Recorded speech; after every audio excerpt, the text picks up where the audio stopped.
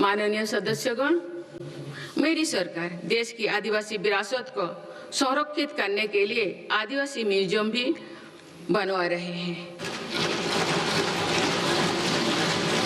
इसी क्रम में हाल ही में छत्तीसगढ़ में शहीद वीर नारायण सिंह आदिवासी स्वतंत्रता संग्राम सेनानी संग्रहालय को लोकार्पित किया गया है।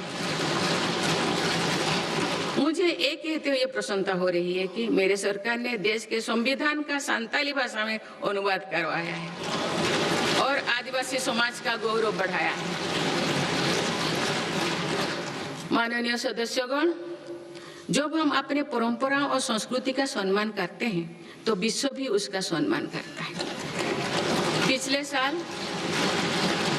पिछले साल यूनेस्को ने हमारे पर्व दीपावली को अपनी intangible cultural heritage of humanity की लिस्ट में शामिल किया है। दीपावली की पूरी दुनिया में बढ़ती लोकप्रियता के साथ ही यूनेस्को द्वारा उसका रिकॉग्निशन हम सब भारतीयों के लिए गर्व की बात है। माननीय सदस्यगण, विभिन्न मतों, अलग अलग विचारों के बीच ये सर्वमान्य है कि राष्ट्र से बड़ा कुछ नहीं है। पूज्य महात्मा गांधी, नेहरू जी, बाबा साहेब, सरदार पटेल, जेपी जी, लोहिया जी, पंडित दीनदयाल उपाध्याय, अटल जी सभी इसी विचार के रहे हैं कि लोकतंत्र में विषय पर भेदभाव होना स्वाभाविक है, लेकिन कुछ विषय मतभेदों से परे होना चाहिए।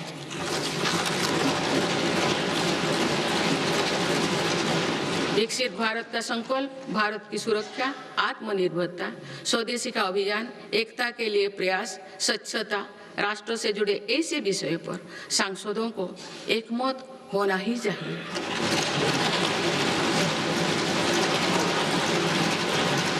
हमारे संविधान की भावना भी यही है। इसीलिए मेरा आज आप सभी से आग्रह है कि हर सांसद राष्ट्रहित के विषय पर एकमत होकर देश की प्रगति का हिस्सा बनकर चर्चा करें, देश की प्रगति में नई ऊर्जा भरे। माननीय संसदगण, आज सभी देशवासी देख रहे हैं कि भारत अपने भविष्य के एक महत्वपूर्ण पड़ाव पर है।